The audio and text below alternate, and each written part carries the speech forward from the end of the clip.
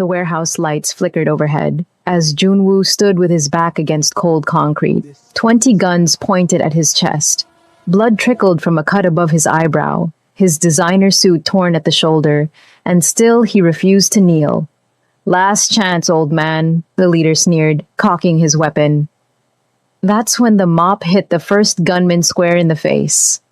The wooden handle spun through the air and connected with a crack that echoed through the warehouse. The man's nose exploded in a spray of red. He dropped like a stone, his gun skittering across the concrete. Everyone froze for half a heartbeat, just long enough for a figure in a gray janitor's uniform to move through the shadows. Penelope Mensah was 22 years old, barely 5'6", with box braids pulled back in a simple ponytail. She'd been working the night shift at this warehouse for exactly 3 weeks, keeping her head down, sending money back to her family in Mauritius. Nobody looked at janitors. Nobody saw them, but she saw everything. The second man turned toward her, gun rising. She was already inside his reach, grabbed his wrist, twisted hard. The snap of bone was audible even over the shouting. He screamed. She ripped the weapon from his broken hand and threw it across the warehouse before driving her knee into his liver. He folded, vomiting. "What the fuck?" someone yelled. 3 came at her together. Amateur mistake. The first swung his pistol like a club. She ducked under it, swept his legs. As he fell, she caught him by the collar, used his momentum and body weight as a battering ram, drove him straight into the second attacker.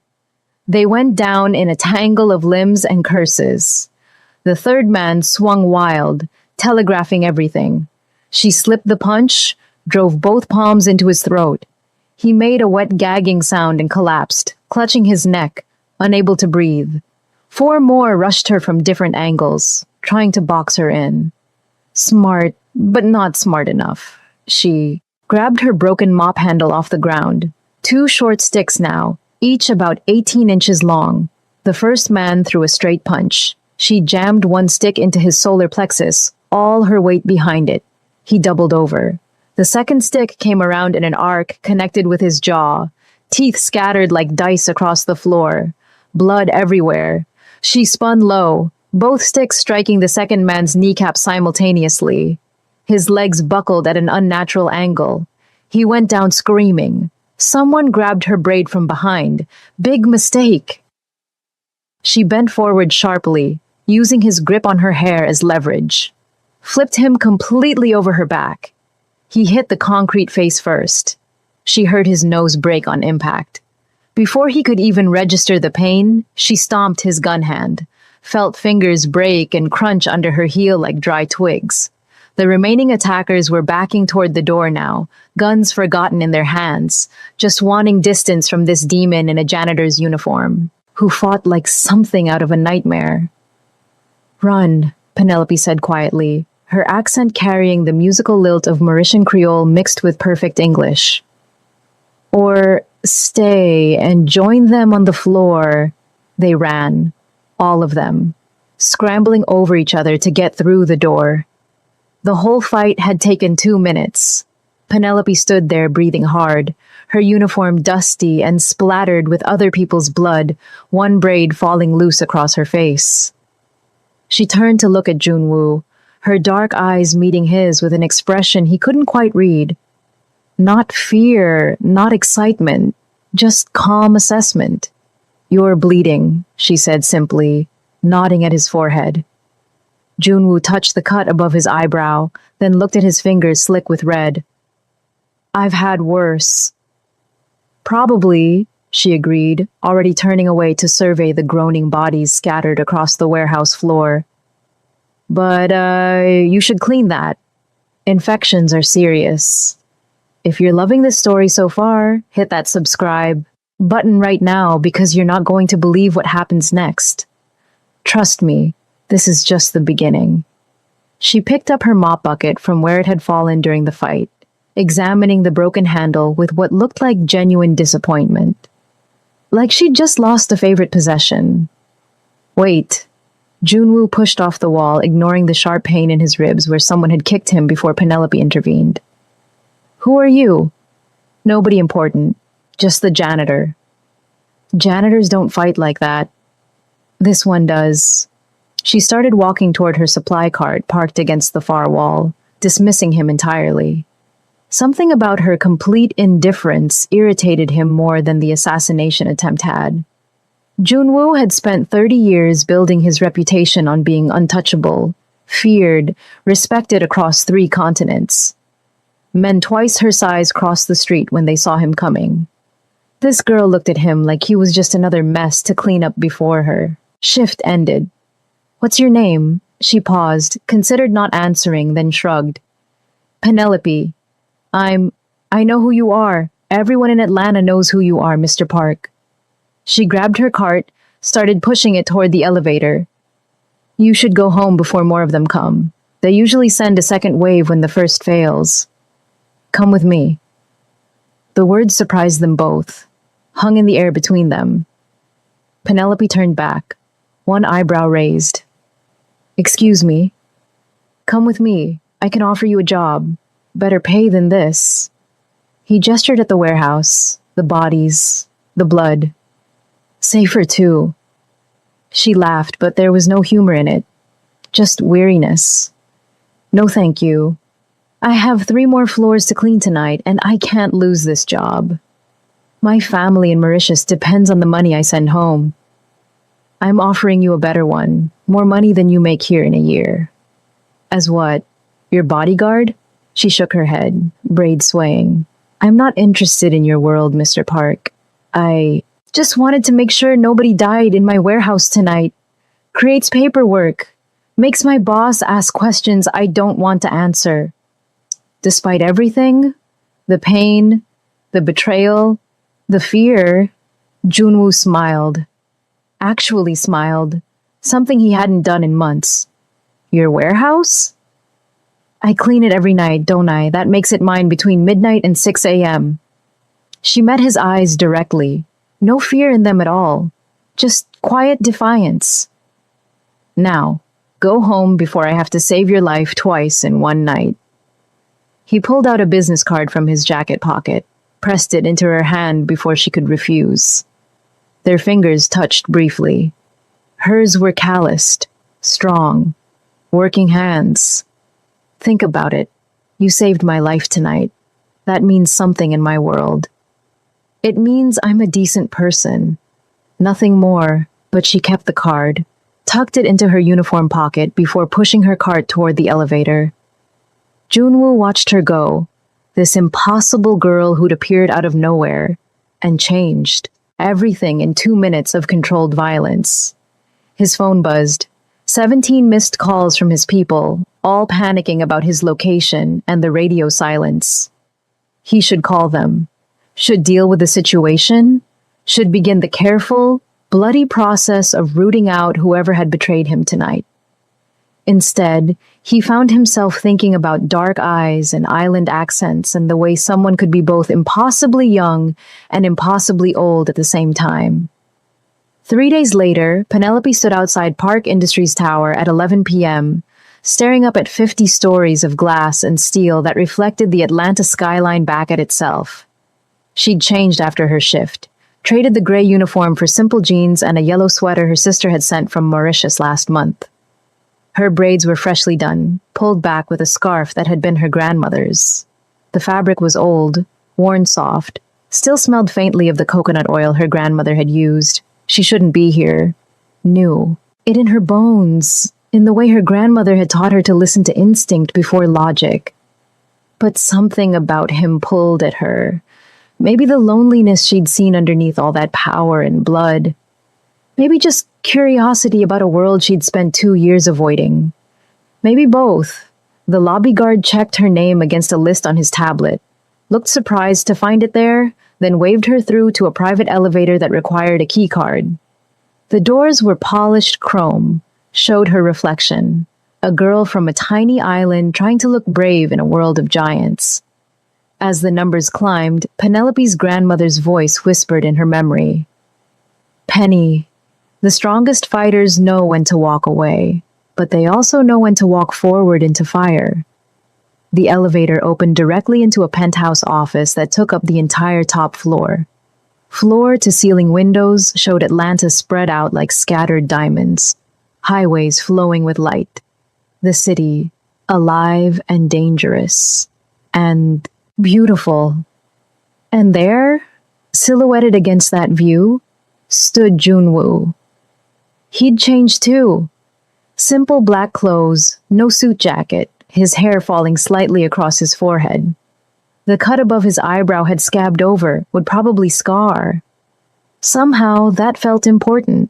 Permanent proof that their first meeting had been real. "You came," he said, and she heard genuine surprise in his voice, like he'd expected her to ghost him. "You gave me 5 stars in that review. My boss was so impressed she gave me a raise and promoted me to weekend supervisor." Penelope stepped into the office, her footsteps silent on expensive carpet. Felt rude not to say thank you. "That's the only reason?" She walked to the windows, looked out at the city sprawling below.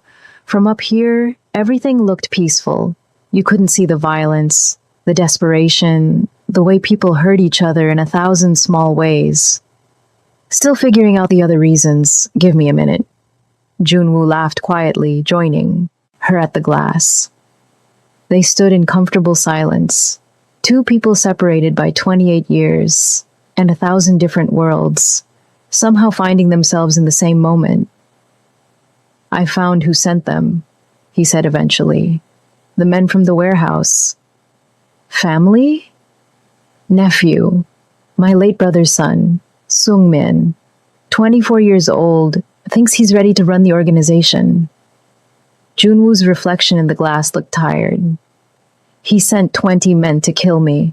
When that failed, he tried to have my car rigged with explosives yesterday." Penelope turned to face him directly. "But you're still alive." "I have good people checking my vehicles. Had good people," he corrected himself, jaw tight.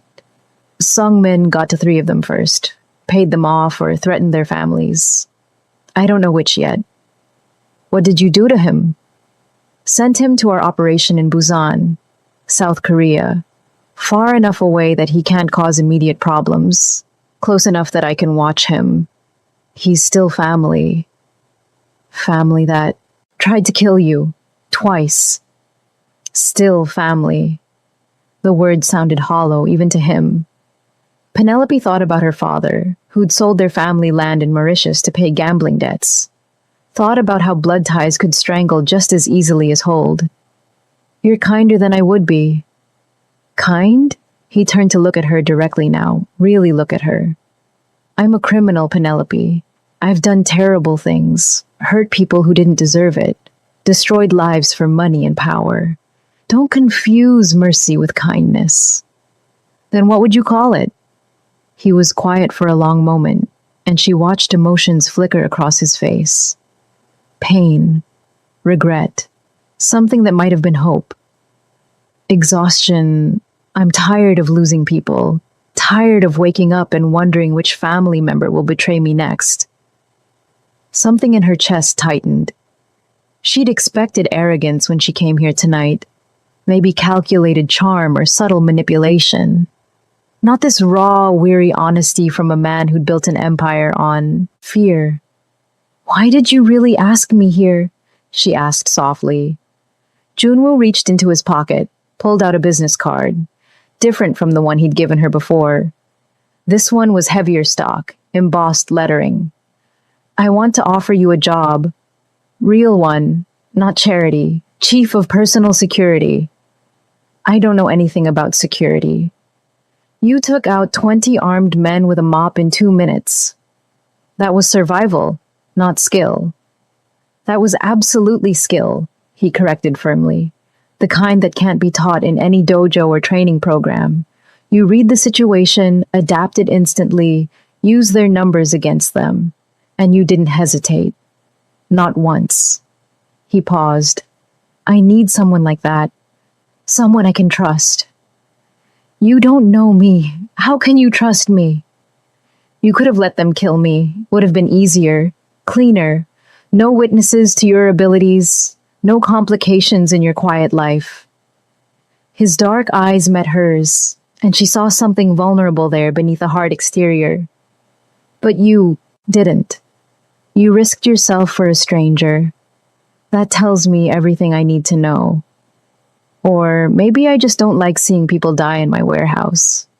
That too, but I think it's more than that. He held out the card. I'm offering you $200,000 a year, full benefits, housing stipend if you want it. You'd coordinate my security team, manage threat assessment, keep me alive. In return, I stay out of your way, and you get enough money to bring your whole family to America if you want. Penelope looked at the card but didn't take it yet. 200,000. She made 19,000 cleaning warehouses, sent most of it home. With that kind of money, her mother could see a real doctor for her diabetes. Her little brother could go to university. Her sister could leave the fish cannery that was slowly destroying her lungs. But nothing came free in this world. Especially not from men like Junwoo. What's the catch? You'll be a target. Anyone who wants to hurt me will eventually try to go through you. It's dangerous work. And if I say no? Then you say no, I'll leave you alone, keep paying your warehouse to give you excellent reviews, and you go back to your life. He smiled slightly. But I think you're tired of cleaning floors, Penelope.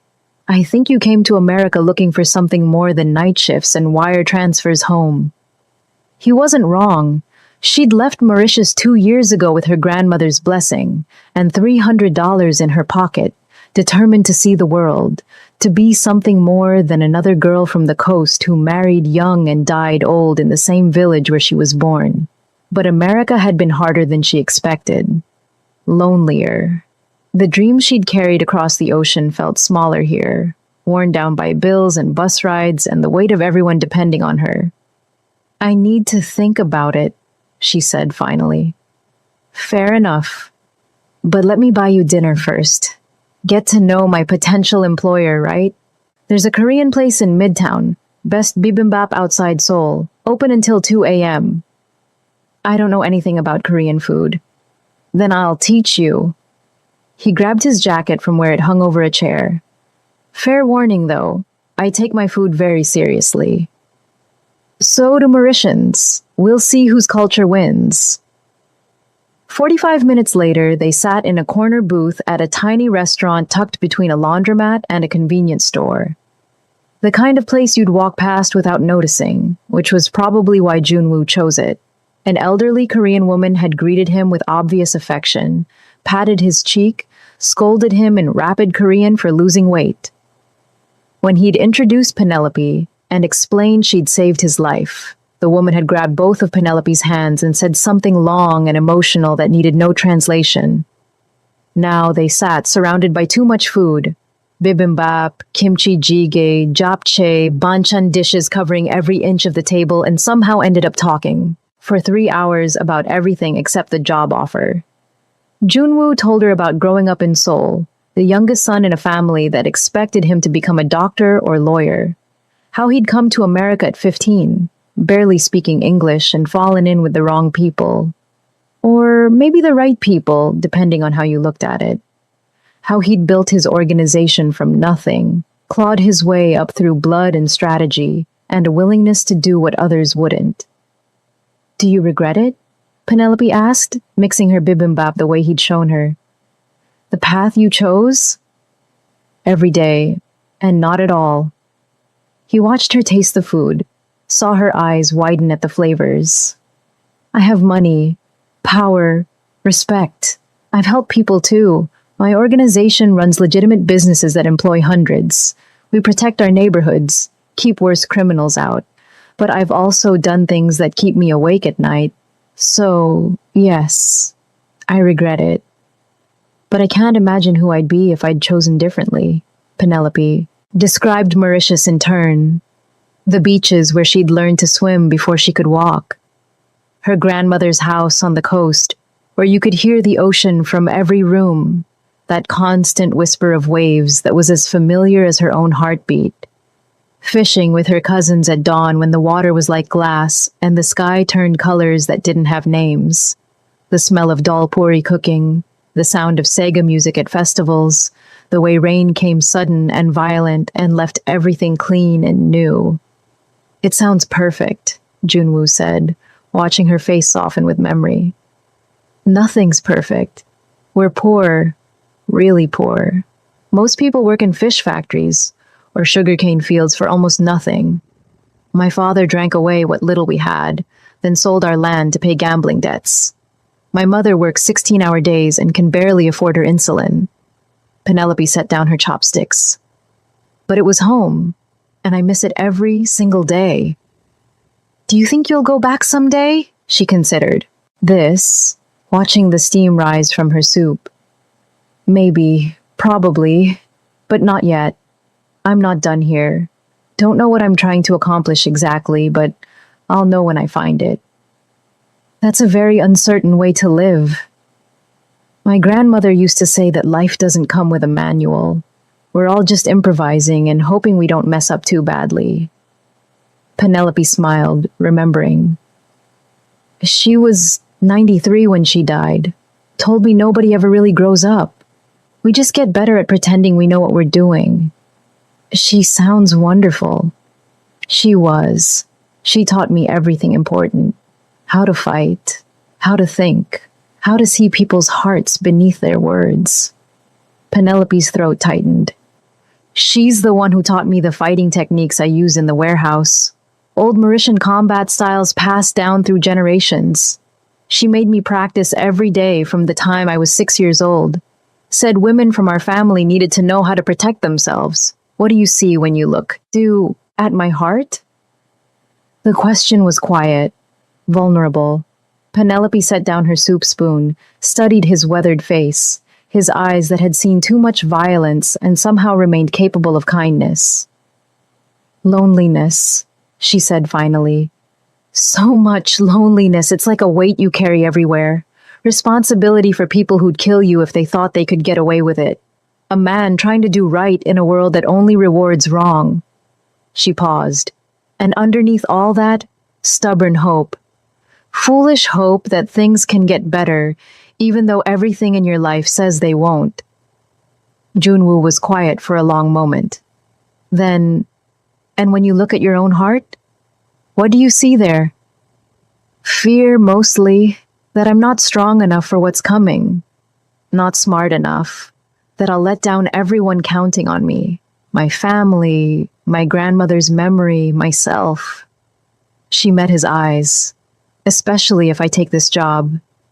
Especially if I let myself care about keeping you alive. You're already thinking about taking it. Maybe, still figuring it out. Give me a minute. He smiled at that, warm and genuine. You say that a lot. Because it's true. Nothing worth doing comes with instant clarity. When the restaurant started closing, the elderly owner packed them enough leftovers to feed 4 people and hugged them both goodbye. Maid Junwoo promised to bring Penelope back soon. In the car, driving through empty Atlanta streets, Penelope asked what the woman had said at the end in Korean.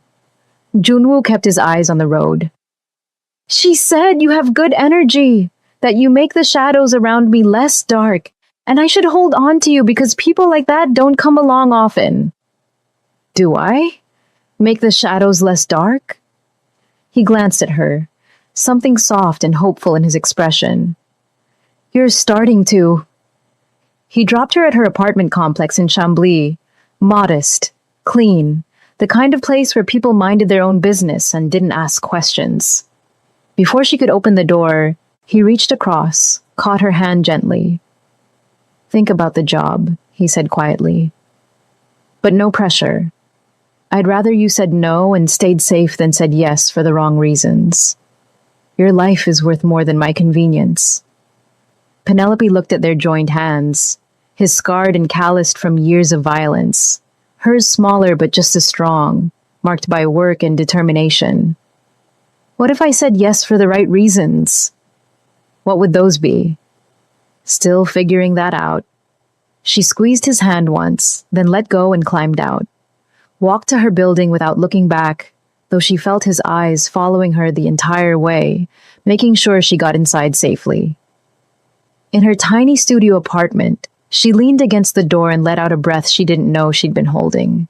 The business card was still in her pocket. She pulled it out, stared at the embossed lettering that probably cost more than her monthly rent. Her phone buzzed. Unknown number, but somehow she knew. You forgot. Your leftovers. I'll bring them to your next shift if you want. Sleep well, JW, despite everything. The danger, the complications, the absolute certainty that this was a terrible idea. She smiled. 2 weeks crawled by like months. Penelope worked her shifts, sent money home, tried to focus on the familiar routine. But everything felt different now. The warehouse felt smaller. The work felt meaningless. She caught herself looking at that business card a dozen times a day, running her thumb over the embossed letters like a talisman. Her little brother called from Mauritius, excited about a scholarship opportunity. Her mother called, worried about affording her medications next month. Her sister called, coughing from another 12-hour shift at the cannery, pretending everything was fine. On the 13th day, Penelope made her decision. On the 14th day, she showed up at Park Industries at 3 p.m., walked past the surprised receptionist straight to the elevator. The guard tried to stop her until Junwoo's voice crackled through the intercom. Let her up. He was waiting when the doors opened, surprise and something else. Hope, maybe relief, written across his face. I'll take the job, Penelope said without preamble. But I have conditions. Name them. 1. I'm not killing anyone. Protection only. Defense only. You need someone dead. Find someone else. Agreed. 2. I keep my apartment. Don't care how nice your guest rooms are. I need my own space. My own life outside of this. Reasonable. 3. She paused, met his eyes. We keep this professional. Whatever happened at dinner was nice. Really nice. But I can't protect someone I'm emotionally involved with. It clouds judgment, makes me hesitate at the wrong moments. So we're employer and employee. Nothing more. Something flickered in Junwoo's expression. Disappointment mixed with understanding and maybe respect. Of course. Professional. You're right, it's the smart boundary to set. Good. She stuck out her hand. When do I start? He shook it, his grip warm and firm and lingering just a second too long. Now, we have a security briefing in 30 minutes, then a family council meeting tonight. They'll want to meet you, probably try to intimidate you. Fair warning, my family makes the men in the warehouse look friendly. I'm not worried. You should be. They eat people like us for breakfast. Penelope smiled, sharp and confident. Then I guess they're about to learn that Mauritian girls bite back. The family council meeting was held in a conference room designed to intimidate. Dark wood paneling, expensive art that probably cost more than Penelope would make in 5 years. A table that could seat 20 people comfortably. 5 large screens were mounted on the walls for video calls from various international locations. Penelope stood behind Junwoo's chair in a charcoal blazer and black pants he'd had waiting for her, hands clasped.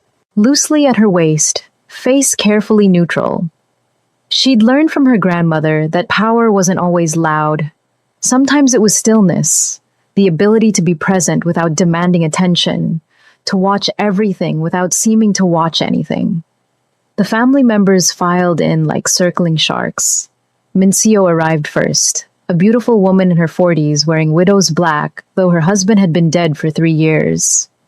She had the kind of face that could sell luxury products. High cheekbones, perfect skin, eyes like chips of ice.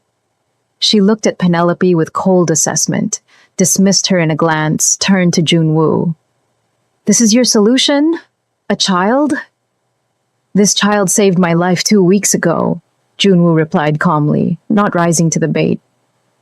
Something 40 of our professionally trained men failed to do. Because your nephew betrayed you. Because you've become weak, brother. Sentimental. Minseo took her seat at the table like it was a throne. Maybe if you'd shown Sungmin more respect, taught him properly instead of exiling him at the first sign of ambition. He tried to kill me. That's not ambition, that's treason. You killed his father, your own brother. Maybe he wanted justice. His father tried to kill me first. I had no choice.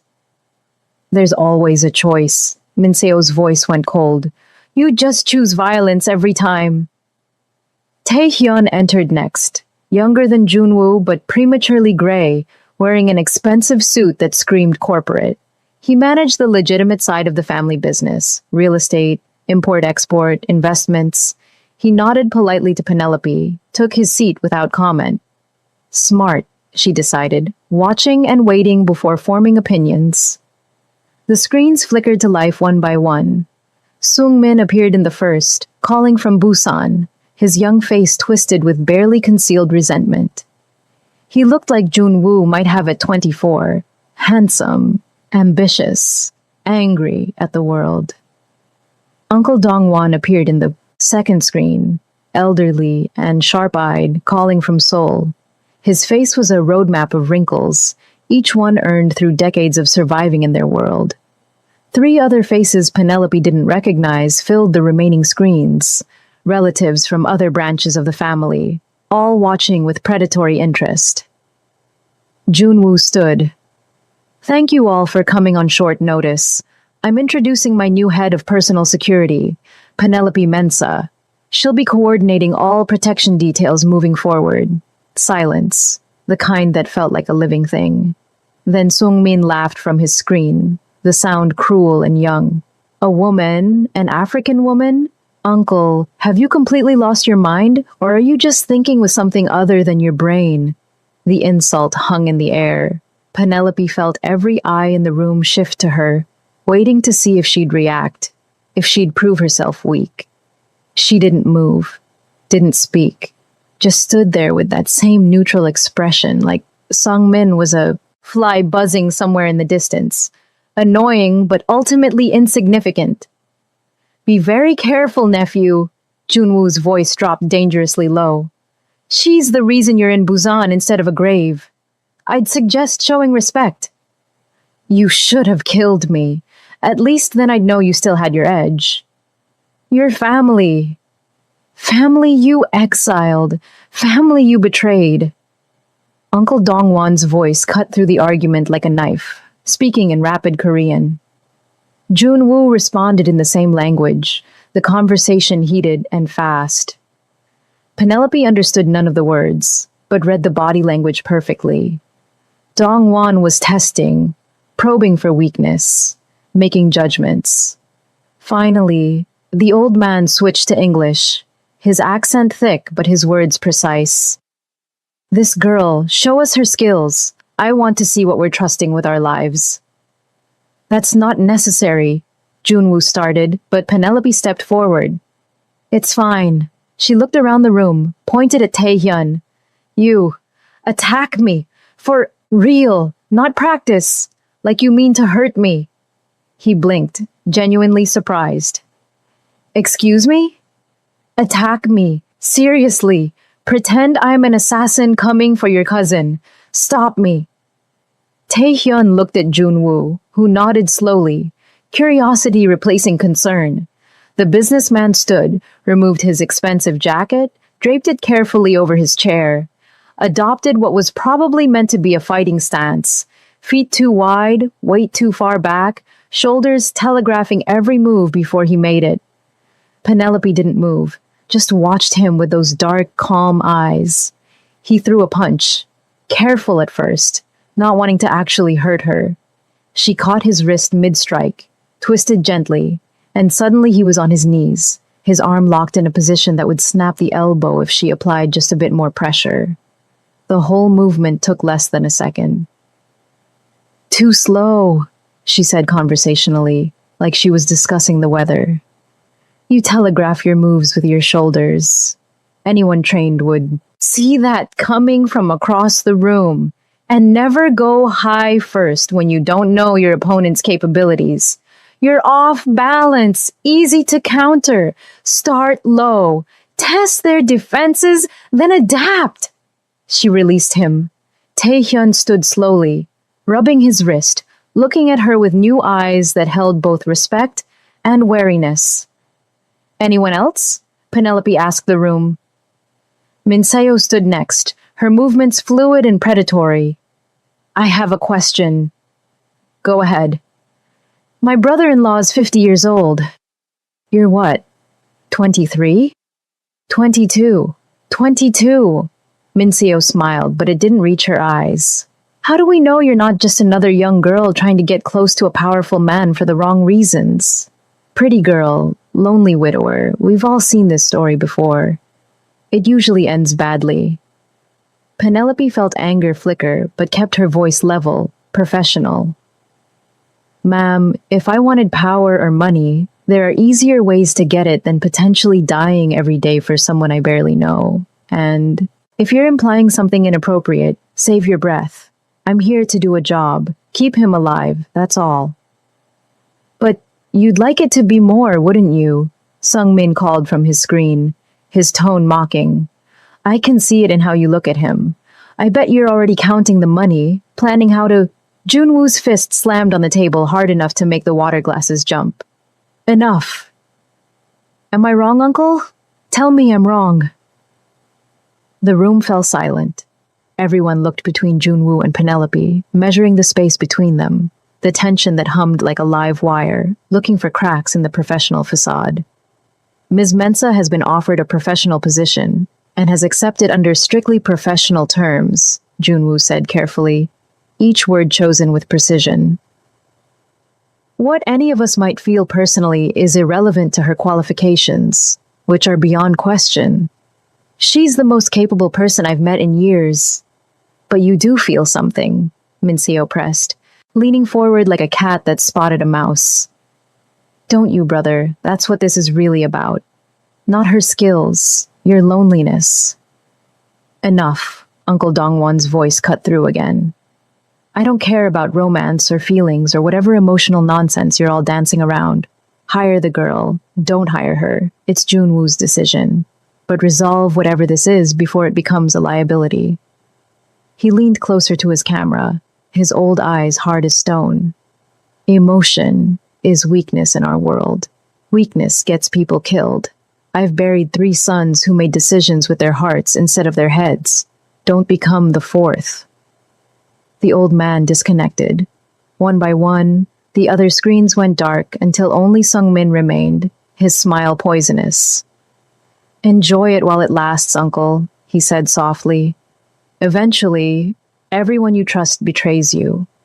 It's family tradition. His screen went black. Minseo gathered her things, an expensive purse, a phone that probably cost more than Penelope's entire wardrobe, and paused by the door.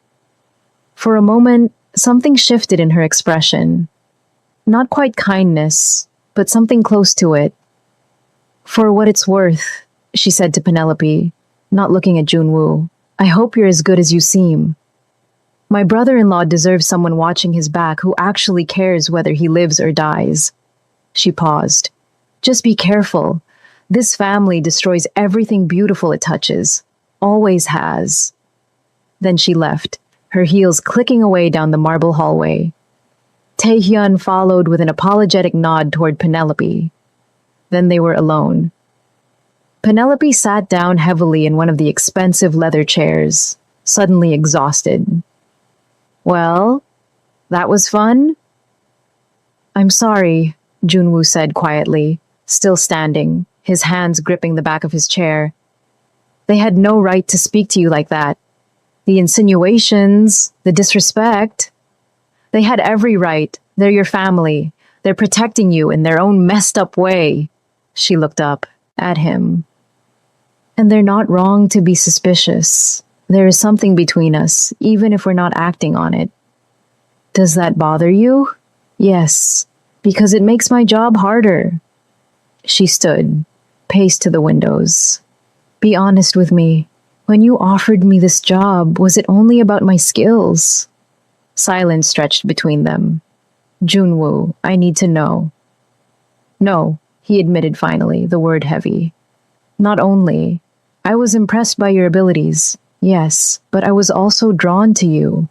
Your strength, your honesty, the way you looked at me like I was just a person instead of a monster or a meal ticket.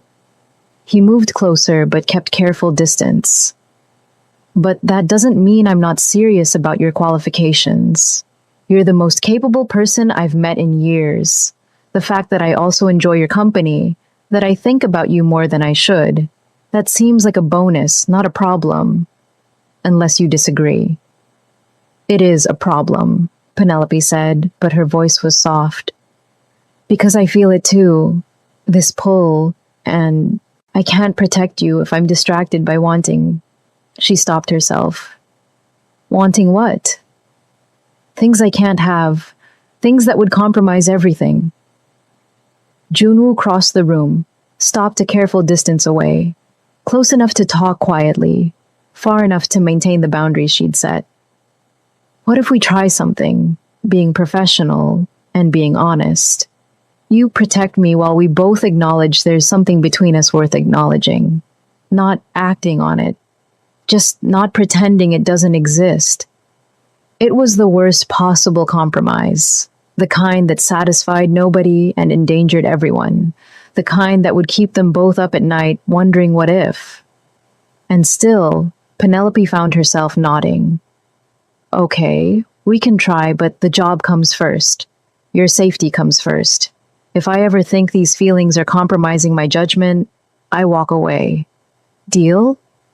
His smile was soft, relieved, grateful. Deal. Good. Now, show me your security setup. I want to know every entry point, every safe. House, every extraction route. And I need to vet your entire team. Someone betrayed you to Sung Min, which means we have a leak. If you're still with me, hit that like button because this story is about to get intense. We're just getting started. The next 4 weeks were a crash course in Junwoo's complicated, dangerous world. Penelope learned his schedule down to the minute, memorized his routines, studied the patterns of his life like she was preparing for the most important exam she'd ever take. She attended meetings, stood in corners watching everything, cataloged faces and behaviors, and the micro-expressions that revealed when someone was lying. She was good at it. Frighteningly good. Within the first week, she'd identified the leak. One of Junwoo's drivers who'd been feeding information to Sung Min for months.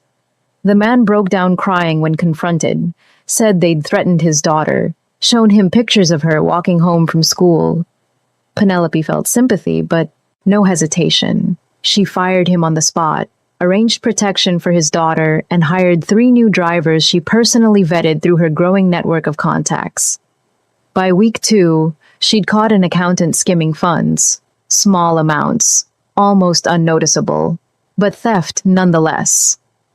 By week 3, she'd identified a rival organization planning to move on their territory and helped coordinate a response that ended without bloodshed, but with very clear messages sent. But the biggest save came at the end of week 4. They were at a formal dinner with Korean business partners at an upscale restaurant in Buckhead.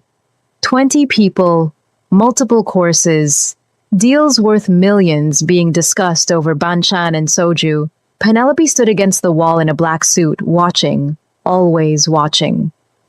The servers moved through the room with practiced efficiency. Except one. His timing was off by fractions of a second. His eyes moved wrong, too focused on Junwoo, not focused enough on his actual job. And when he set down a bowl of kimchi jjigae in front of Junwoo, his hand trembled. Penelope was moving before conscious thought caught up. 3 strides across the room. Her hand shot out and knocked the bowl off the table. It hit the floor with a crash that stopped all conversation. Hot soup everywhere. Ceramics shattered. Everyone staring. What the hell? One of the business partners demanded. Penelope ignored him, grabbed the server by the collar, slammed him against the wall. Who sent you? I didn't. The soup. What was in it? His eyes went wide with genuine fear. Started stammering in Korean. Penelope looked at Junwoo, who'd gone very still. Call 911, Junwoo said quietly. Then to the server, in Korean, rapid and harsh. The young man broke, words tumbling out. Minseo's name came up multiple times. Threats against his family, money he desperately needed for his mother's cancer treatment. Penelope's team had secured the restaurant within minutes. They'd been positioned outside, ready for exactly this kind of situation.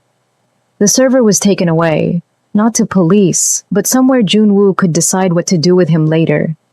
Later, in the car, Junwoo looked at her with something like awe.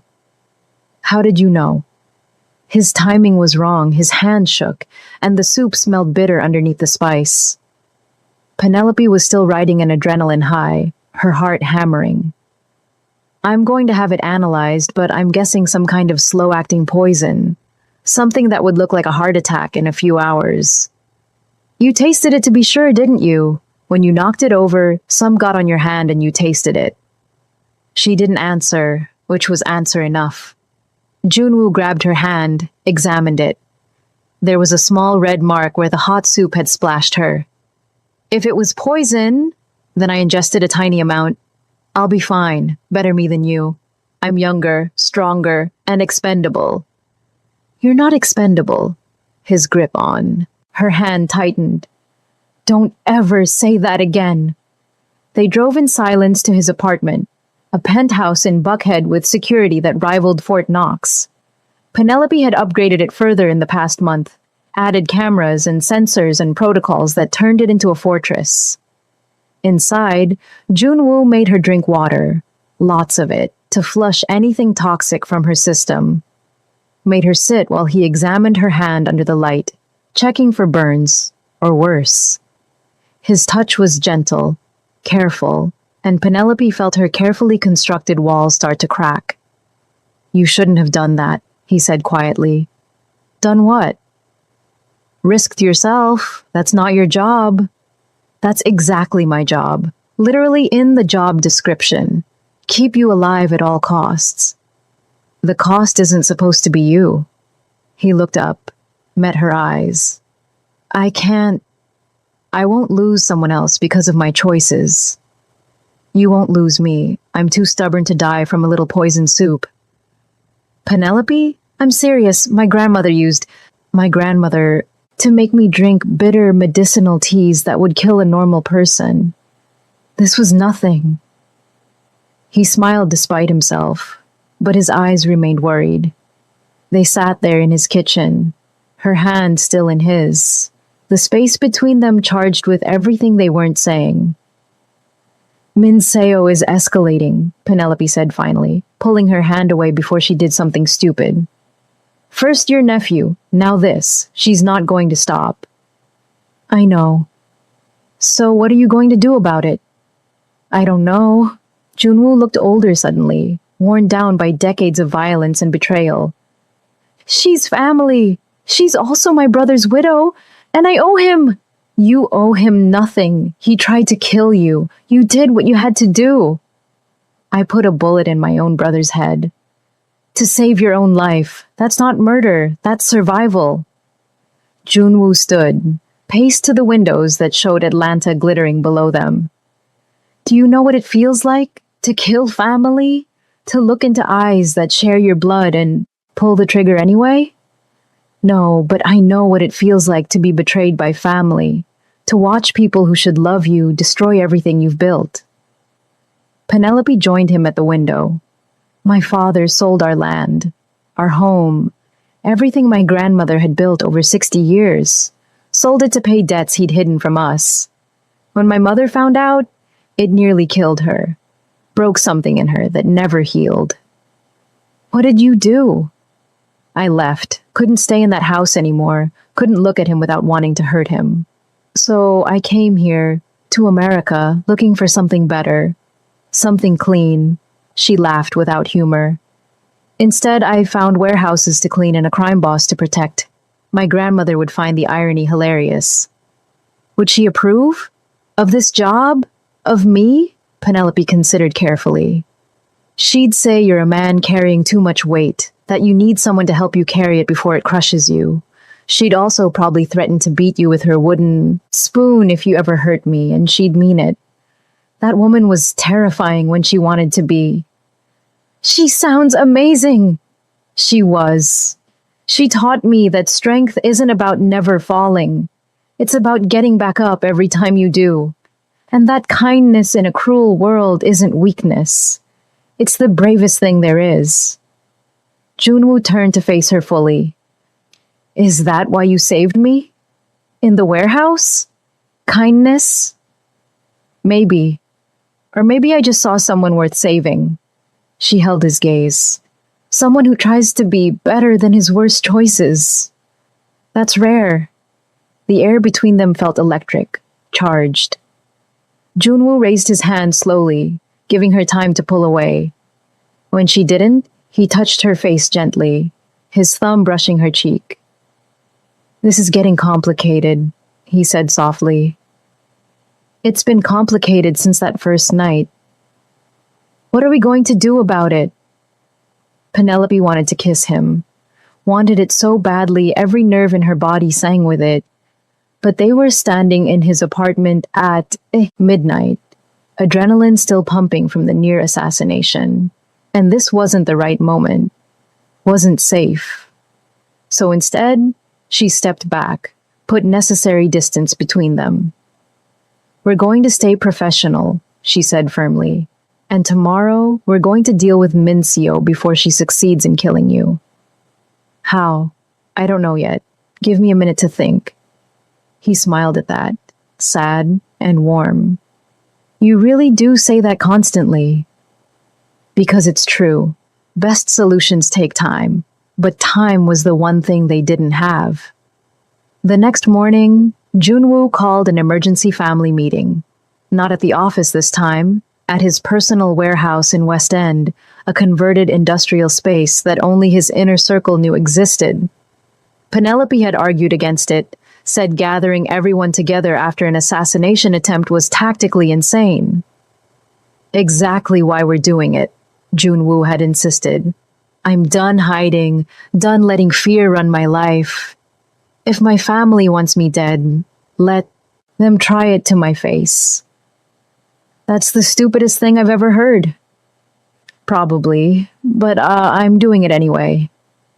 So Penelope had spent the morning turning the warehouse into a fortress. 20 of her best people positioned throughout the building, armed and ready, weapons stashed in strategic locations, escape routes planned and rehearsed, medical team on standby, every contingency she could imagine prepared for. When Minseo arrived and saw the security, she smiled. Paranoid, brother. Someone tried to poison me last night, Junwoo said calmly. The young man confessed that you paid him. Did he? How convenient. And where is this alleged assassin now? Somewhere thinking about his choices. Somewhere you're torturing him into saying what you want him to say, you mean? Minseo's smile never wavered. I didn't send anyone after you, but I understand why you'd want to believe I did. Easier than accepting that you have so many enemies you can't keep track anymore. The others arrived over the next 30 minutes. Taehyun, looking nervous. Uncle Dongwon having flown in from Seoul overnight, his old face grave. Sungmin appeared on a large screen. He was still in Busan, thank God, too far away to cause immediate problems. They gathered in the warehouse's central space, a cavernous room with exposed brick and industrial lighting that cast harsh shadows. Junwoo stood at the center. Penelope positioned herself behind, and to his left, where she could see everything, protect him from any angle. Someone hired an assassin to kill me last night, Junwoo began without preamble. That person is in this room. Silence, the kind that felt dangerous. I'm not interested in denials or excuses. I just want to know why. Why my own family keeps trying to destroy me. Uncle Dongwon stepped forward, his movement slow but purposeful. You've become weak, Junwoo. Ever since this girl... He gestured at Penelope dismissively. You've lost your edge. You spare enemies when you should eliminate them. You show mercy when you should show strength. You make decisions based on feelings instead of strategy. So that justifies murder. I didn't say I sent anyone, but I understand why someone would. You're a liability now. To yourself, to this family, to the organization we've all built. Who? Junwoo's voice was steel. Who sent the assassin? Dongwon's eyes drifted slowly to Minseo. All attention shifted. Minseo stood perfectly still, her expression unreadable. For a long moment, nobody spoke. Nobody breathed. Then she smiled. Guilty. The admission hit like a physical blow. Even expecting it, Penelope felt the shock ripple through the room. Junwoo's face went carefully blank. Why? Because you killed my husband. Minseo's voice was steady, almost calm. 3 years ago, you put a bullet in his head and then you held me at his funeral and told me it would be okay. Like you were some kind of hero. Like you hadn't just destroyed my entire world. Your husband tried to kill me first. It was self-defense. It was murder. There's always another choice, always another way. But you chose violence. You always choose violence. Her calm cracked, voice rising. He was everything to me, my partner, my love, the father of the child I was carrying. Did you know that? That I was pregnant when you killed him? Silence. Complete, horrible silence. I lost the baby 2 weeks after the funeral, Minseo continued, tears streaming down her face now, but her voice steady. From the stress, the grief. So you didn't just kill my husband. You killed my future, my child, everything I was supposed to be. She pulled a gun from her jacket. Fast. Practiced. So, yes, I hired someone to poison you. And when that failed, I came here today prepared to finish it myself. Penelope was already moving, 3 steps, her own weapon drawn, trained on Minseo's chest. Put it down! Move aside, girl. This doesn't concern you. He's my responsibility. Everything concerning him concerns me. He's not worth dying for. That's my decision to make. They stood frozen in a tableau. Minseo with her gun pointed at Junwoo, Penelope blocking the shot with her own weapon trained on Minseo. Everyone else pressed against the walls, afraid to move, afraid to breathe. Then Junwoo did something that stopped Penelope's heart. He stepped around her, put himself directly in Minseo's line of fire. If you need to kill me to find peace, then do it, he said quietly. I'm so tired, Minseo. Tired of running from my past. Tired of watching everyone I love turn into enemies. If my death will end this cycle, if it will let you heal, then I'm ready. Sir, no. Penelope grabbed his arm, tried to pull him back, but he shook her off gently. It's okay. It's not okay. I won't let her. Penelope. He turned, and the look in his eyes broke something in her chest. So much sadness and affection and resignation. Sometimes the best way to protect someone is to let them make their own choices. Even the bad ones. Even the final ones. I didn't sign up for this. Didn't agree to watch you commit suicide. I know. I'm sorry. He faced Minseo again. I loved him too. Your husband, my brother. He was brilliant and funny and kind when he wanted to be. And I killed him because he didn't give me a choice. But I've lived with that choice every day since. It haunts me. His face haunts me. His voice cracked. And I didn't know about the baby. God, Minseo, if I'd known, it wouldn't have changed anything. You still would have pulled that trigger.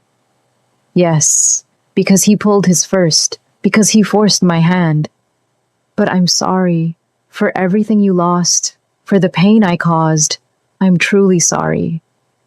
Minseo stood there, gun shaking violently in her hand, tears streaming down her face. For 30 seconds, that felt like 30 years.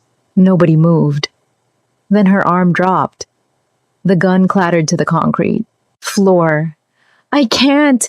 Even knowing what you did, even hating you with everything in me, I can't do it because you're right. He pulled first. And because she sobbed, actually sobbed, because I'm so tired of hurting too. Junwoo moved forward slowly, like approaching a wounded animal. When he was close enough, he pulled her into a careful embrace. Minseo resisted for a moment, then collapsed against him like a marionette with cut strings, sobbing into his chest. He held her, rocking slightly, whispering in Korean, apologies, and comfort, and shared grief. Penelope holstered her weapon with shaking hands. She'd been prepared to shoot Minseo, would have done it without hesitation, put a bullet in another human being to protect Junwoo. The realization left her cold and shaking. This job was changing her into someone she didn't recognize. The others in the room slowly relaxed. Taehyun picked up Minseo's gun, cleared it, set it on a table far from everyone.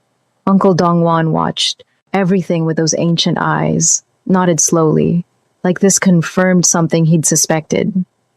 After what felt like hours, but was probably only minutes, Minseo pulled back, wiped her eyes, composed herself with visible effort. I want out, she said to Junwoo, out of this family, this business, this life. I want to leave Atlanta, go somewhere I can breathe without smelling blood.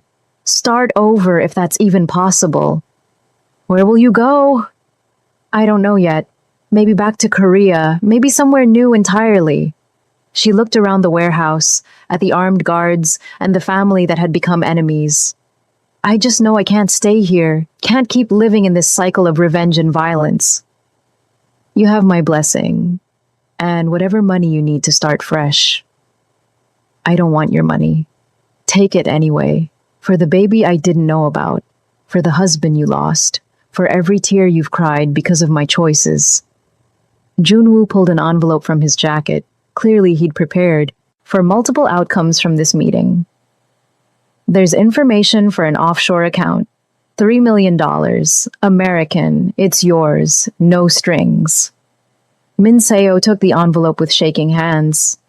This doesn't make us even. No. Nothing could make us even.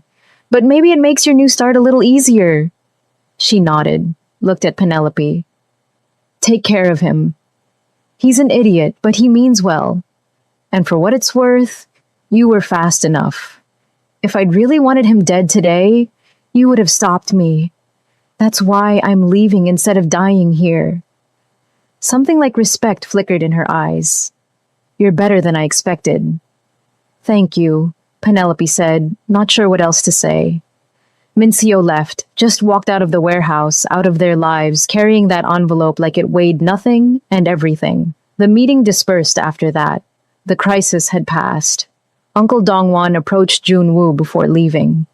You're still weak, the old man said, but without the earlier venom. But perhaps that's not always wrong. The world is changing. Maybe we must change with it, or die clinging to old ways. He glanced at Penelope. And your bodyguard is competent. Better than competent. If you're going to be foolish enough to step in front of guns, at least you have someone fast enough to stop them. Then he left too, and they were alone, except for Penelope's security team positioned throughout the building. Junwoo sat down heavily on a concrete step, suddenly looking every one of his 50 years. Penelope dismissed her team, told them to maintain perimeter but give them space. Then she sat beside him. For a long time, neither spoke. Finally, Penelope said, "That was the stupidest, most reckless thing I've ever seen, and I've seen a lot of stupid things. I know. You could have died. I know that too. So why did you do it?" Junwoo was quiet for a moment. "Because I'm tired of living in fear. Tired of everyone around me suffering because of my choices." Minseo was right about a lot of things. I did kill her husband. I did destroy her life. Maybe I deserved whatever she wanted to do to me. You don't get to decide you deserve to die. Not while I'm responsible for keeping you alive. I'm sorry for putting you in that position. You should be. Penelope's voice cracked slightly. I was going to shoot her, was half a second from pulling the trigger, would have killed someone to protect you, and I've never killed anyone in my life. He turned to look at her, really look at her. I'm sorry. Stop apologizing and start thinking. What if she hadn't stopped? What if she'd pulled the trigger anyway? Then you would have stopped her. You're fast enough. What if I wasn't? What if I hesitated just for a moment because I couldn't? She stopped, swallowed hard. Because I care too much to think straight. Penelope, no, let me finish. She stood, paced away from him. This is why I said we needed to stay. Professional. This right here. Because when I thought she might kill you, when you stepped in front of that gun, something in me broke. And I can't protect you if I'm breaking. Junwoo stood too, moved toward her. Then maybe you shouldn't protect me. What? Maybe this was a mistake. The job, the proximity, all of it. Maybe you should walk away before this world destroys the good person you are. Don't you dare! Penelope spun to face him, anger flashing hot. Don't you dare offer me that escape route. I took this job knowing what it was, knowing what you were. And I'm staying because... She stopped, the words stuck in her throat. Because why? Because you're worth protecting. Because underneath all the violence and complicated history, you're trying to be better. Because when I look at you, I see someone as lost as I am, and maybe lost people are supposed to find each other. The words tumbled out faster now. And because I think I'm falling for you, which is the worst possible thing that could happen, and I don't know how to stop it. The admission hung between them. Raw, honest, terrifying. Junwoo closed the distance between them slowly, raised his hand, cupped her face gently. I've been falling for you since that first night, when you fought like a warrior and looked at me like I was just a person. Not a monster, not a paycheck, just a person. This is so stupid. We barely know each other. I know, but I've never felt this way about anyone. This pull, this certainty that you're important, that losing you would be worse than any bullet. We can't. I know that too. They stood there, foreheads almost touching, breathing the same air. Every instinct in Penelope screamed to close the distance, to take what she wanted, but she'd made a promise. Professional. Boundaries. So instead, she stepped back, put necessary space between them. We need a rule, she said, her voice steadier than she felt. A real one? If we're going to acknowledge these feelings exist, we need a line we don't cross. Not yet. Not while I'm protecting you. What line? No kissing. No intimate contact beyond friendly. We can be honest about how we feel, but we don't act on it until the danger passes. Until I'm not responsible for keeping you alive anymore. And when will that be? I don't know, but I'll know when we get there.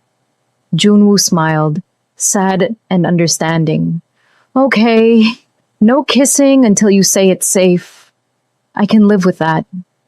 Can you? For you, I'd wait forever. The words hit harder than any physical touch.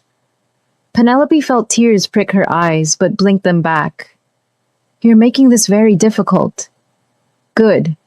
You're worth being difficult for. Her phone buzzed, shattering the moment. She pulled it out, read the message, and her expression went hard. We have a problem. What kind of problem? Someone just broke into your main office, stole files, copied documents, financial records going back 15 years. Very professional job. They knew exactly what they were doing. Who?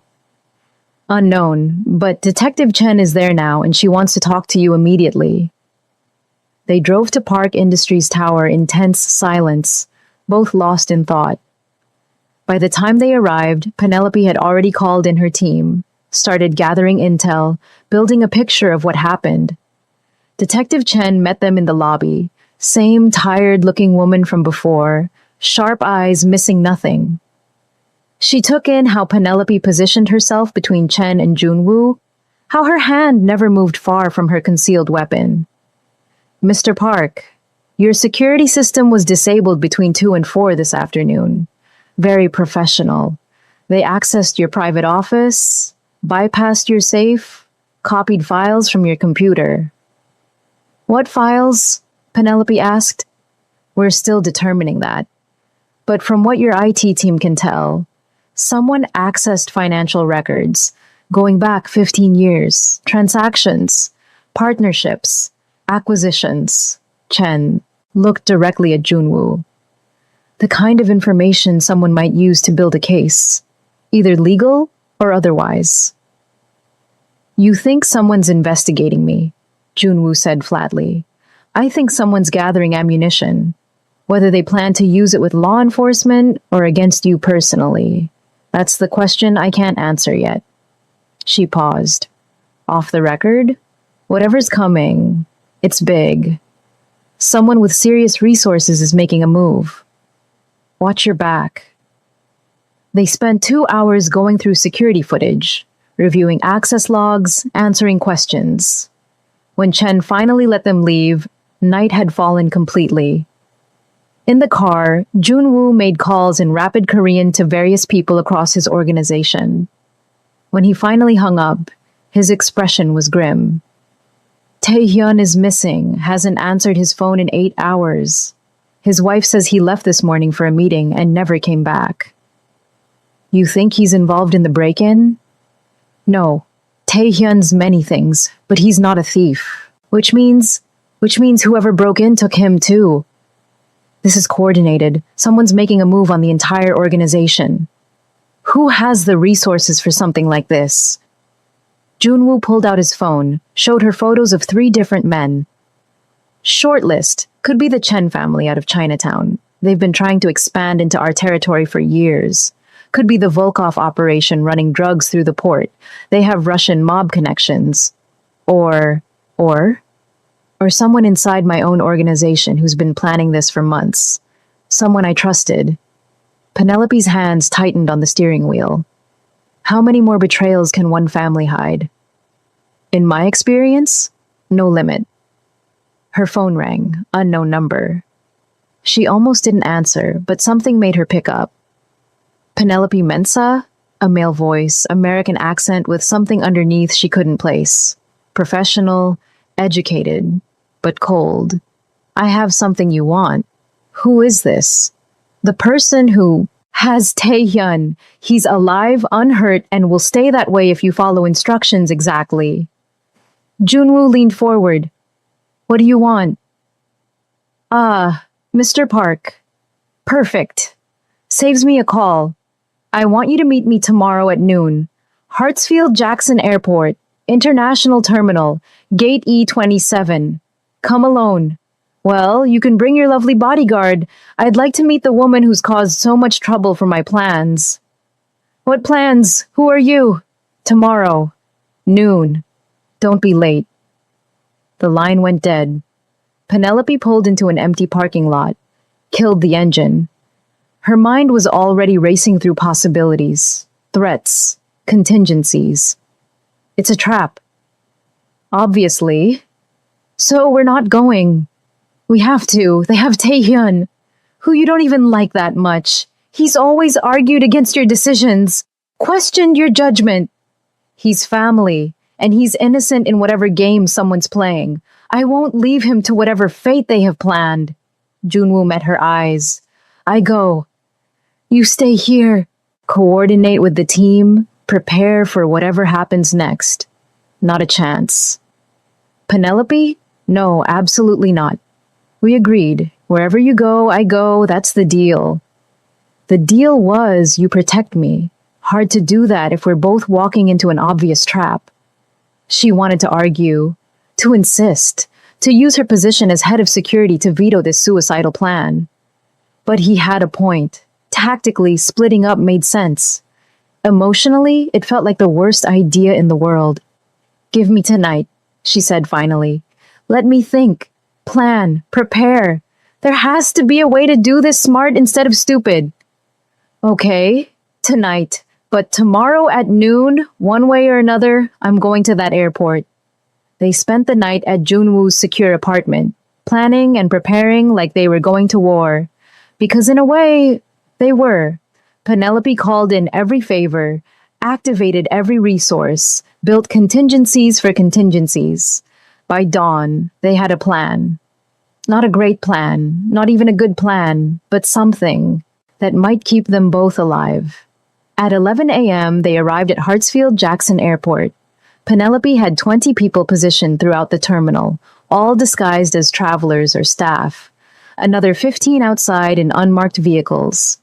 Medical team on standby, escape routes mapped, weapons stashed in bathroom dead drops. Every security camera feed routed to her tablet. She'd turned the busiest airport in the world into her operational fortress. Gate E27 was in a quiet section of the international terminal. They stood in the empty seating area, waiting. Penelope's eyes never stopped moving, cataloging threats, tracking movements, reading body language. Noon came and went. No contact. Maybe they're not coming, Penelope muttered, her hand resting on the weapon concealed beneath her jacket. They're here, just watching, testing to see if we followed instructions, if we brought backup. Junwoo's eyes scanned the terminal. Whoever this is, they're professional. They'll make contact when they're ready. At 12:15, an elderly Korean woman approached, carrying shopping bags like any normal traveler. She sat down 2 seats away from them, pulled out her phone, started scrolling like she was killing time before a flight. Mr. Park, she said without looking at him, her accent thick. Walk to the restroom. 3rd stall from the end. Alone. You have 30 seconds. Not happening, Penelope said immediately, her muscles tensing for action. The woman finally looked at her, smiled pleasantly, like they were discussing the weather. Then Taehyun dies, slowly, painfully. We'll send you videos. Your choice. Junwoo stood. It's fine. Sir, absolutely not. Trust me, I need you out here coordinating. If this goes wrong, you're the only person who can get everyone out safely. He squeezed her shoulder briefly. Trust me. Every instinct in Penelope's body screamed to stop him. But he was right. Tactically, she was more useful out here. She let him go, watched him walk toward the restrooms, every muscle in her body coiled and ready. She counted to 30, then 60. At 90 seconds, she'd had enough. Made the call. All units, move to secondary positions around the restrooms. Nobody in or out. She followed, positioned herself where she could see the entrance. Her team had already locked down the entire bathroom area. No way anyone was getting in or out without them knowing. 5 minutes passed. 10. At 15, her radio crackled. Boss, we've got movement. Black SUV just pulled up at the service entrance on the lower level. Someone matching Park's description just got in. They're moving. Follow them.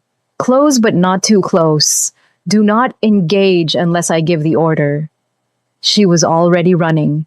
Her team materialized around her, moving in coordinated precision. They piled into 3 vehicles, took off after the SUV. But Atlanta traffic was thick, and whoever was driving knew every trick. Within 20 minutes, they'd vanished completely into the labyrinth of downtown streets. Penelope slammed her hand against the dashboard hard enough to hurt. No. No, no, no. Her phone rang. Junwoo. Are you hurt? She demanded, her heart hammering so hard it physically hurt. I'm fine. Listen carefully. This wasn't a kidnapping. It was a meeting. And Penelope, you need to hear this. What? Get back to the office. Bring the full council. Everyone. Taehyun is fine. He's with me. We're both safe. And what I learned in the last 30 minutes changes everything. I don't understand. You will. Office. 1 hour. And Penelope? His voice softened. I'm sorry for scaring you. I know you were terrified. Terrified doesn't begin to cover it. When I thought, she stopped herself. Too many people listening. Just get back safe. I will. I promise. The call ended, leaving Penelope sitting in the back of an SUV in downtown Atlanta, adrenaline still screaming through her system, trying to make sense of what just happened. 2 hours later, Junwoo walked into Park Industries Tower like nothing had happened. Tae-hyun was with him, looking shaken but unharmed. Penelope was waiting in the lobby with 12 of her people, all armed, all ready to respond to any threat. When Junwoo saw her expression, relief and fury warring for dominance, he smiled apologetically. I really am sorry. Explain, now. Upstairs, with everyone. He'd called a full emergency meeting. 30 people crammed into the largest conference room, the entire family council plus key lieutenants from across the organization. Everyone looked confused and worried. Nobody knew why they'd been summoned on such short notice. Junwoo stood at the head of the table, Tae-hyun beside him. Penelope positioned herself where she could see everyone, watch for threats, protect Junwoo from any angle. For the past 6 months, Junwoo began, someone has been systematically gathering information on our organization, not to destroy us, not to turn us over to law enforcement, to buy us. Silence. Confused silence. Everything that's happened, the break-ins, the stolen files, even Tae-hyun's disappearance, it was all part of due diligence, research. They were building a case, preparing an offer. And this morning, I met the person behind it all. He pulled out a document, thick with legal language, and slid it across the table. This is a purchase agreement. A tech company out of Austin called Phoenix Rising. They're offering to buy our entire criminal operation, clean it, convert everything into legitimate businesses. Full amnesty for past crimes in exchange for our cooperation. Jobs for everyone who wants them. Enough money that anyone who wants to walk away can do so comfortably. That's insane, someone said. You can't just buy crime and make it legal. You can if you have the right connections. Phoenix Rising has been doing this for 5 years, quietly acquiring criminal organizations across the country. They have arrangements with federal law enforcement, cooperation agreements with the Justice Department. They're offering us a way out. Uncle Dong-won spoke up from his video screen. This is a trick, a trap. Nobody offers something like this without ulterior motives. I thought so too. That's why I spent 3 hours this morning with their CEO, reviewing their financials, talking to people they've already converted. It's real. Everything checks out. Penelope picked up the document, started reading quickly. The terms were actually generous, suspiciously generous. Full immunity from prosecution, transition assistance, compensation packages that would make everyone in this room millionaires. If it was real, it was almost too good to be true. Who's behind this? She asked. Who runs Phoenix Rising? Junwoo pulled up a photo on the screen. A man in his 60s, Korean-American, kind eyes behind wire-rimmed glasses, distinguished looking. Like someone's favorite professor. Kim Seung-ho, former Yakuza enforcer, turned legitimate 30 years ago, built a tech empire worth billions, claims he's trying to break the cycle of violence, says he was where we are once, and someone gave him a chance. Now he's paying it forward. Or it's an elaborate con, Minseo's replacement, a younger woman named Ji-yeon, pointed out. Get us to trust them, hand over everything, then destroy us. That's possible, but they already have everything. The files they copied give them enough evidence to put us all away for decades. If they wanted to destroy us, they'd just hand that to the FBI. Instead, they're offering us an exit. The room erupted in argument. Some wanted to accept immediately, others wanted to fight, a few wanted more time to investigate. Penelope stayed quiet, watching Junwoo, reading his body language. He wanted this. She could see it in how he held himself, the hope carefully hidden beneath professional neutrality. He wanted out of this life, wanted clean hands, wanted to be something other than what 30 years of violence had made him. When the noise died down, Uncle Dongwon spoke again. "What do you want to do, Junwoo? Really?" "I want to accept. Not because I'm afraid of prison, but because I'm tired." He looked around the room, at all these people whose lives depended on his choices. "Tired of looking over my shoulder, tired of watching family turn on family, tired of being someone people fear instead of respect." And because his eyes found Penelope. "Someone recently reminded me that the strongest thing you can do is choose compassion when everyone expects cruelty. This feels like that choice." "What happens to us?"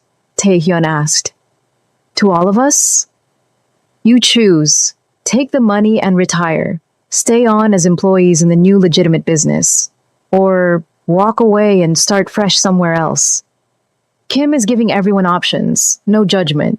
And if we refuse, then he releases the evidence, and we all take our chances with the legal system. But I don't think he wants that. I think he genuinely wants to help." Junwoo paused. "I need a decision. We have 72 hours to respond." For the next hour, they debated, argued, examined every angle, but slowly, inevitably, consensus emerged. The vote wasn't unanimous. Some of the older members wanted to fight, wanted to maintain the old ways, but 70% chose to accept the deal.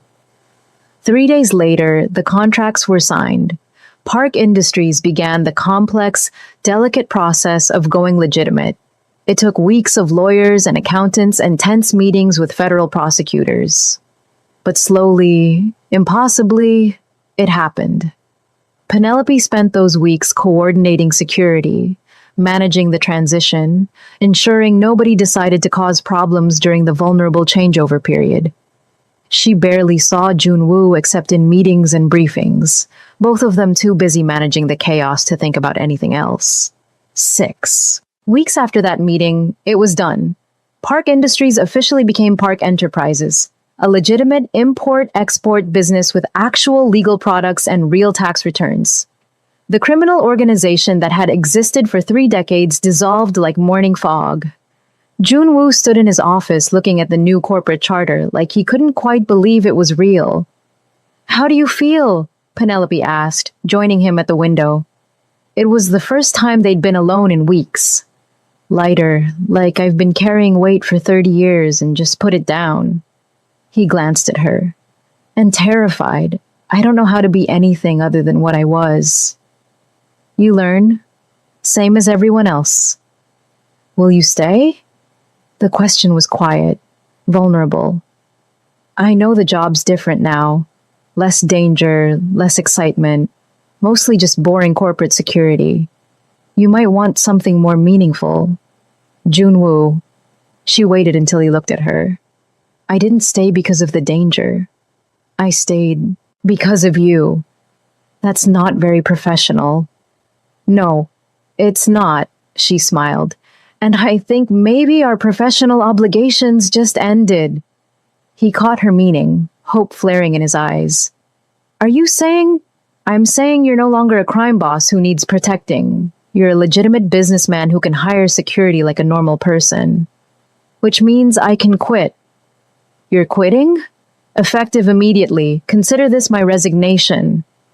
She pulled out a paper from her pocket, an actual resignation letter she'd prepared that morning. Set it on his desk. Junwoo's face fell. "Oh, I see. You're leaving Atlanta." "I didn't say that." "Then I'm saying I can't date my boss, but I can date the man who used to be my boss. If he's interested." She stepped closer. "Are you interested, Junwoo?" He closed the distance between them in 2 strides, cupped her face with both hands, looked at her like she was something precious and impossible. I've been interested since that first night, when you fought like a warrior and looked at me like I was just a person. Then ask me properly. Penelope Mensah, would you go to dinner with me? Real dinner, not business. Just two people getting to know each other without guns and bodyguards and people trying to kill us? I'd love to, but Korean food? You still owe me a proper education. He laughed, that surprised, genuine laugh she loved more than anything. Deal. Then he kissed her. Finally, after months of wanting and waiting and carefully maintained distance, he kissed her. Soft and careful at first, then deeper when she wrapped her arms around his neck and pulled him closer. It felt like coming home, like finding something she hadn't known she was looking for. When they finally broke apart, both breathless, Penelope smiled against his lips. Worth waiting for? Absolutely. He kissed her forehead, her cheeks, the tip of her nose. I love you. Have since you hit someone with a mop and changed my entire world. I love you too, even though you're reckless and stubborn and step in front of loaded guns. I promise to work on that. You better, because I'm planning to keep you alive for a very long time. They stood there in his office, no longer a crime lord's fortress, but just a businessman's workspace, holding each other while Atlanta spread out below them. Outside, the world kept spinning, but here, in this moment, they had each other. And maybe that was enough. 3 months later, Penelope stood in that same office watching Junwoo argue on the phone about shipping regulations and customs forms. Completely normal, completely boring, completely perfect. Her phone rang, unknown number. She almost let it go to voicemail, but curiosity won. Penelope Mensah? A woman's voice, professional but warm. My name is Claire. I work for Kim Sung-ho at Phoenix Rising. We have a situation in Houston, another organization that needs convincing to go legitimate. Mr. Kim was wondering if you and Mr. Park might be interested in consulting, using your experience to help others escape the life you left behind. Penelope looked at Junwoo, who'd finished his call and was watching her curiously. It would be dangerous work, Claire continued, but meaningful, helping people find the same second chance you both found. Interested? Can I think about it? Of course. But Penelope, people like you and Junwoo are rare. People who understand violence, but choose compassion. People who can fight, but prefer mercy. The world needs more of that.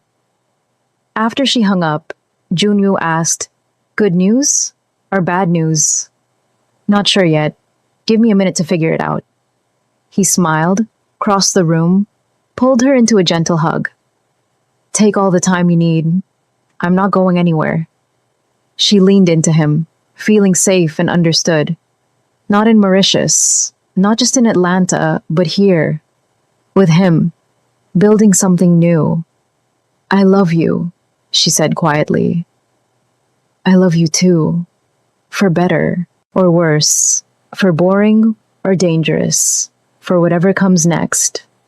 They stood there surrounded by shipping schedules and customs forms, building a life from the pieces of their old ones. Some love stories start with fireworks. Some start with danger. Theirs started with a mop and 20 armed men and the recognition that sometimes the bravest thing you can do is choose kindness when cruelty would be easier. And standing there in that ordinary office doing ordinary work, Penelope Mensah from Mauritius and Park Junwoo from Seoul decided that their story was just beginning. So there you have it. From warehouse floors to office towers. From violence to love, from lost to found. If this story grabbed you, if Penelope and Junwoo's journey meant something to you, do me a favor. Hit that like button, drop a comment telling me which moment hit hardest, and subscribe because I've got more stories about people finding light in dark places. Thanks for sticking with me for this whole hour. Now, Go out there and be brave like Penelope. The world needs more people who fight for what's right. See you in the next one.